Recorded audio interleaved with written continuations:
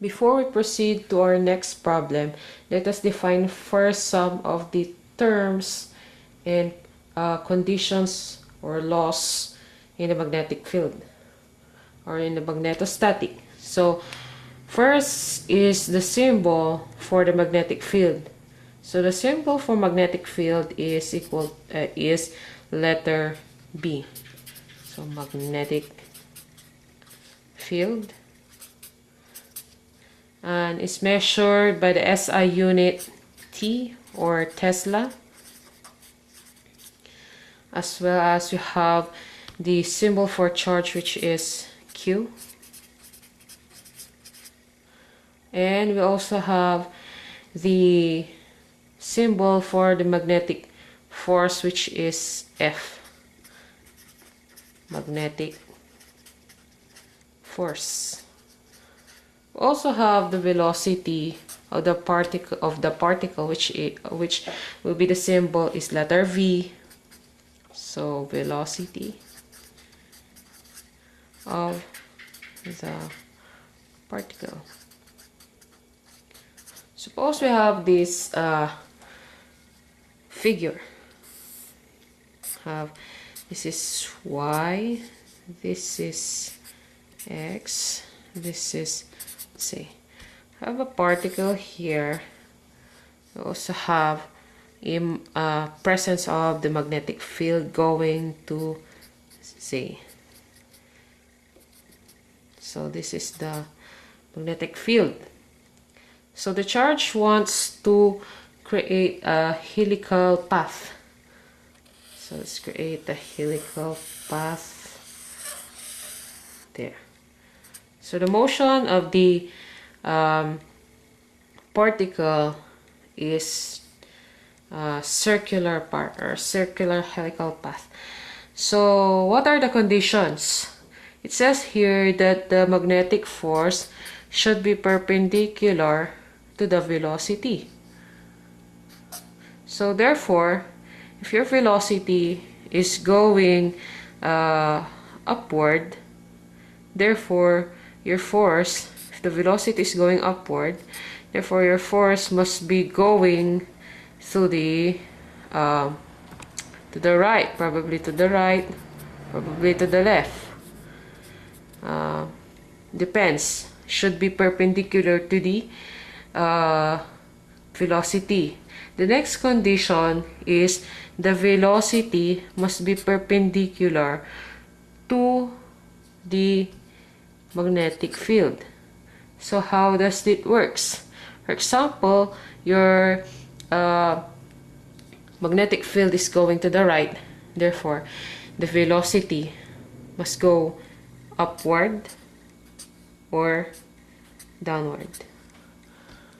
And the next condition is if our velocity is parallel to the magnetic field. For example, on this part, it's just like going to the B. It's somehow like going to B or the magnetic field. Therefore, it will become parallel to the velocity. If the velocity will be parallel to the magnetic field, therefore, there will be no changes that will happen. Okay, after defining these terms and conditions, we will now go to defining of some of the formulas and as well as terms to be used in our calculation for the problem. The next formula or terms to be used and formulas to be used is the magnetic or the centripetal force of the photon. If you want to get the force of or the centripetal or the magnetic force of a particle or a photon, we just have to use this formula. So F is equal to QP crosses the magnetic field. So this is just this is just a formula for getting the centripetal force. We also have this formula in getting the force we'll just have to have F is equal to QVB. And if we have an angle, we just have to put sine theta. Okay. As well as if we want to have the centripetal forces, we are dealing with the circle of a helical path. It can be also we can also measure the force by force that's perpendicular to the circle. We'll have this formula: mass times velocity squared over the radius. So if we want to get the radius, we just have to substitute this part. So we have F of circle and the F magnetic force. So we just have mv squared over r is equal to qvb. If we don't have any angle, therefore we just have qvb. And if we want to have r cross multiply, we'll be left with r is equal to mv squared over qvb. Cancel v, we'll just have r is equal to mv over qb. Okay, what else do we need to define, or what else are the conditions? It says that if we have a greater momentum and we have a greater radius, therefore we will have a bigger circle. Another term that we need to define is the pitch. P for pitch. What is pitch? It's not a pitch you use in music. This pitch deals with the distance that moves along the magnetic field in one rotation. So for example, in this figure, where's the pitch here? This is the pitch. So the distance moves along the magnetic field. It moves along the magnetic field in one rotation. So another thing that we need to define is the radius of circular component of motion. So where's the radius here? Probably go to the center part of the helical motion and measure it from this center upward. So this will be the radius. So also have r for the radius as well as the omega. The omega is a term for the angular frequency. What else do we need to define? Okay, the conversion for 1 revolution. We will be needing the conversion for 1 revolution. In 1 revolution, we have Tesla, and a Tesla is equal to 2 pi over omega, can be equal to 1 over v. Okay, so let us have the formula for the angular frequency. Let's have this one. If we want to get the velocity of a particle, we just use the angular momentum multiplied by the radius. So if you want to get the angular momentum, we just have to use omega is equal to 2 pi v. V here is the frequency of rotation. So this is the frequency of rotation. This value can also be get by getting the QB over M. What else do we need to get the formula? We also need to get the formula for pitch. So for the pitch, we'll just have P is equal to the second velocity multiplied by T or the Tesla, it can also be equal to 2 pi m v square v, the second v over q b. Okay, I guess these are the terms that we need to remember, the terms and formulas we need to remember for our next problem. Okay.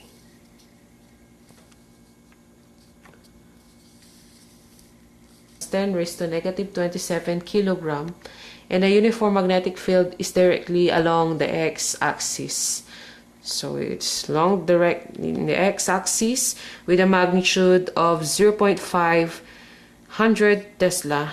Only the magnetic force acts on the photon at t is equal to 0. The photon has the velocity component of Vx is equal to 1.50 times 10 raised to 5 meter per second. V sub y is equal to 0 meter per second, and V sub z is equal to 2 times 10 raised to 5 meter per second. So we have to find the force on the photon and its acceleration. The second that we need to find is we have to find the radius of the helical path and the angular speed of the photon, as well as the pitch of the helix.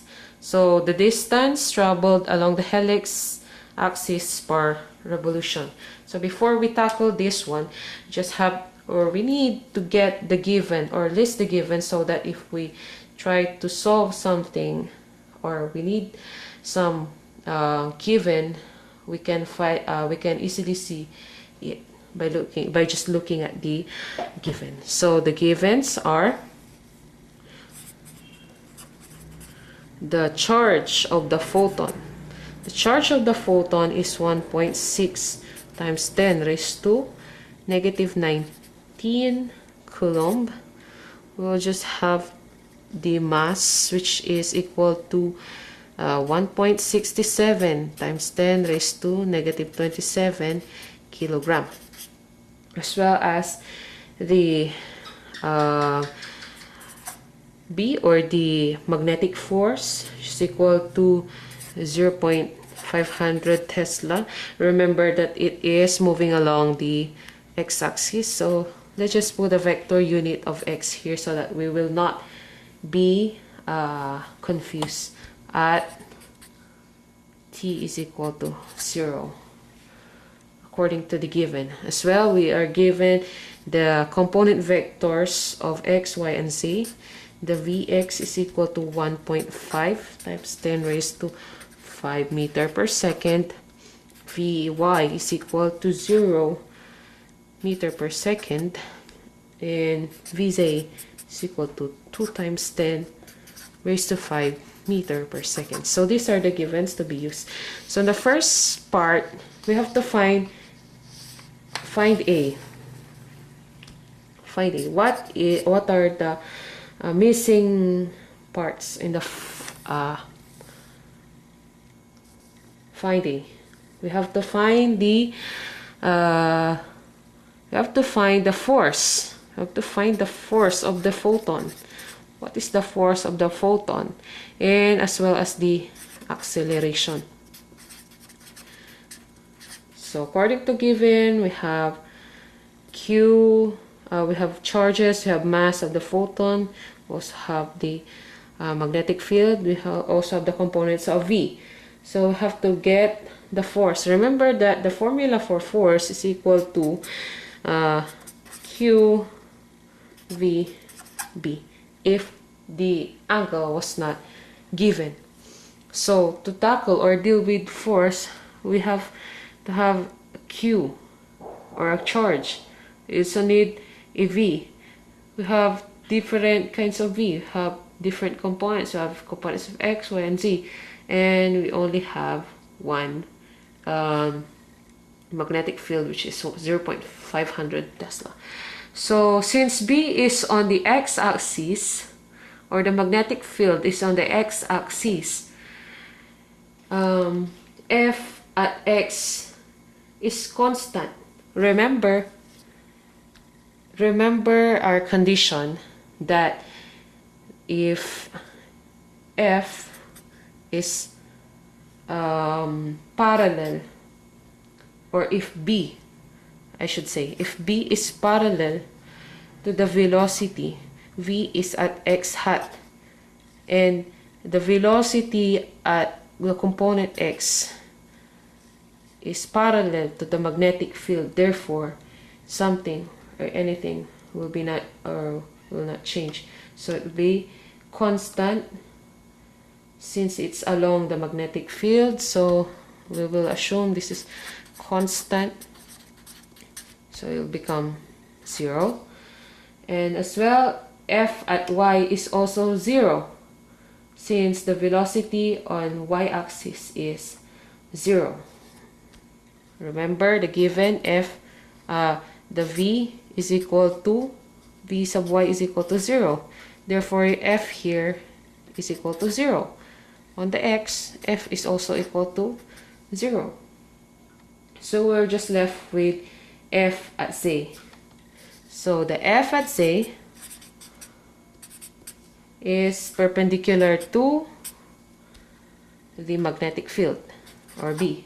Therefore, we can compute, since F is perpendicular to B according to the condition. So we'll have F Z is equal to Q V Z B. This B is X. So we'll just have the charge of Q is 1.6 times 10 raised to negative 19 coulomb times 2 times 10 raised to 5 meter per second. And finally, we have 0.500 Tesla. If you don't know the value for Tesla, Tesla is equal to Newton times second per coulomb times meter. So if we simplify this one, we can cancel coulomb here and coulomb there, as well as meter and second this part. So we're left with Newton. So if we calculate this in the calculator, we will just have to get, or we will get the answer for the magnetic force at Z is equal to 1.6 times 10 raised to negative 14 Newton. So this is the answer in finding the force. Next is to get the acceleration. Recall the formula in the second law of motion, which is F is equal to, or F is equal to ma. To get the acceleration, we just have to derive this. So divide both sides by m, cancel. We just have the formula of A is equal to F over the m. Force that are present is the force that we calculated in the first calculation, which is magnetic force at Z. So we're using that, as well as the mass of the proton. Okay, so F of Z and the mass of proton. So we just have to substitute everything. 1.6 times 10 raised to negative 14 Newton. Newton can be equal to kg times meter per second squared, all over the value of mass of the photon, which is 1.6 times 10 raised to negative 27 kilogram. We cancel kilogram here.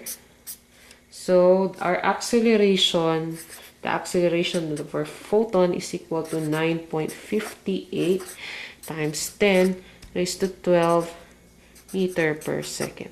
So this is the acceleration. Okay, so on the problem B, we're tasked to find the radius What else do we need to find? Find the radius of the helical path. We're also tasked to find the angular speed of the photon, which is equal to omega.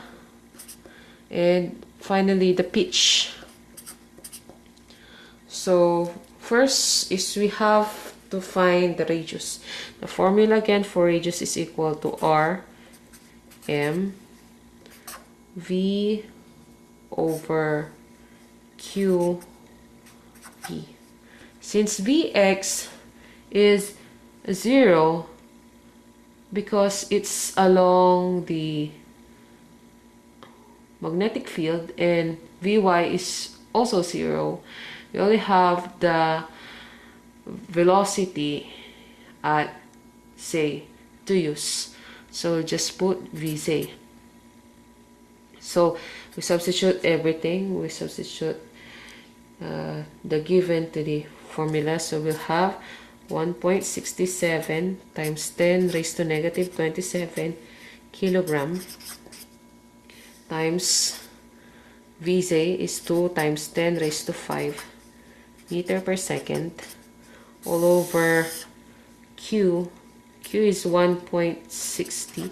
The charge is 1.60 times 10 raised to negative 19 coulomb multiplied by 0.500 Tesla, or it can be, this can be equal to Newton times second per coulomb times meter. So let us cancel everything. We should expand also first the Newton, since we have a kilogram. For those who don't know the value of Newton, kilogram times meter per second squared. So let us cancel. We cancel coulomb here, coulomb there, as well as the kilogram here, kilogram there. What else do we need to cancel? We must cancel Newton, meter and second here. So cancel meter, cancel second, cancel second. You cancel the second, probably here, cancel here, and cancel there. So just left with meter, since n is equal to kilogram meter per second. I forgot to cancel the meter here. Okay, so we're left with meters. So let's simplify or manipulate the equation. We'll get 3.34 times 10 raised to negative 22 meter, 22 meter over 8 times 10 raised to negative 20.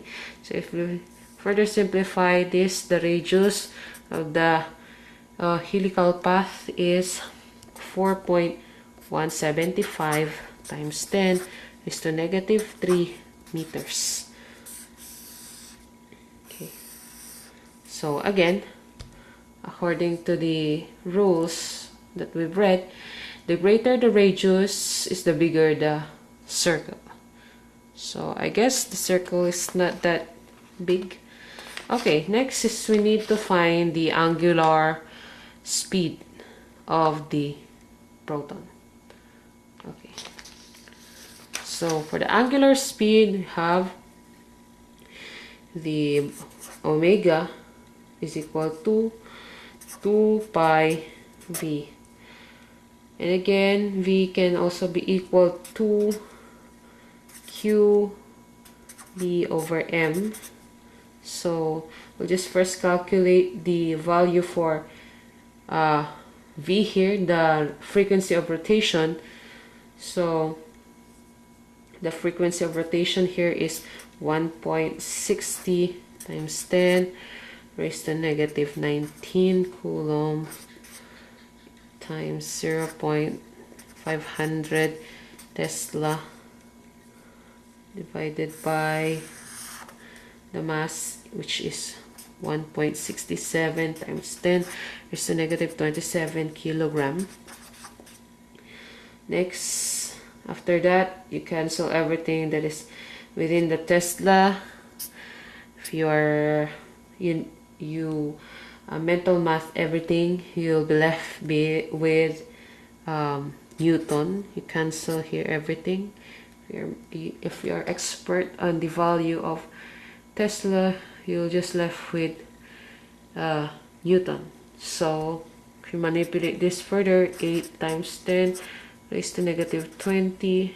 This is 1.67 times 10 raised to negative 27. Sorry, it will not be left with Newton, but it will be left with per second. So it will be left with per second. So since it's a frequency, it can be per second or hertz. So we'll just have 4.79 times 10 raised to 7 hertz for the frequency. And this is the frequency. So we'll just get the angular speed of the proton. We go back to the formula, which is the omega times 2 pi and this one, the frequency of rotation. So it's equal to omega times 2 pi. The frequency that we get is equal to 4.79 times 10 raised to 7 hertz. So we'll get the value of 3 times 10 raised to 8 hertz. This is the angular speed of the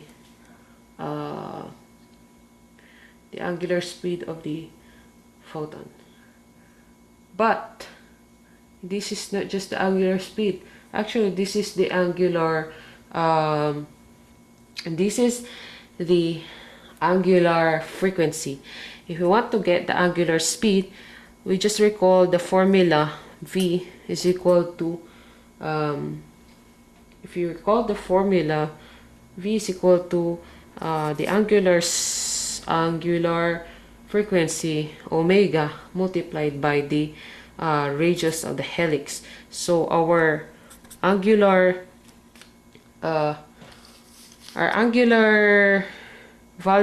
angular frequency value is 3 times 10 raised to 8 hertz multiplied by the radius that we get on the previous, which is 4.175 times 10 raised to negative 3 meters. The answer will be the angular speed of the angular speed that we're looking for. So we have 3 exponent of 8 multiplied by the radius 4.175 exponent of negative 3. We get this one, 1,252,500 or 1.25 times 10 raised to 6 meter per second. So this is the angular speed of the proton. And finally, for the last that we're looking for is the pitch. So what is the pitch? So the value for our pitch is equal to Vz multiplied by the period. But the period's formula is equal to T is equal to 2 by the angular frequency. So substitute, we have 2 pi over 3 times 10 raised to 8. So we'll just have to have 0.09 times 10 raised to negative 8 seconds. This is our period, or the T. We'll just use Vz again since VC is compatible with the conditions. So to get the pitch is, we just have to transpose everything that we know and everything that is given. So VZ is equal to 2 times 10 raised to 5 meter per second, and the angular or the period given or the period that we calculated is 2.09 times 10 raised to negative 8 seconds. So we cancel the seconds, we're just left with meters. So if we multiply this one, our pitch is equal to 4.19 times 10 raised to negative 3 meters. So this is our pitch. And I think that's the final problem that we're looking for.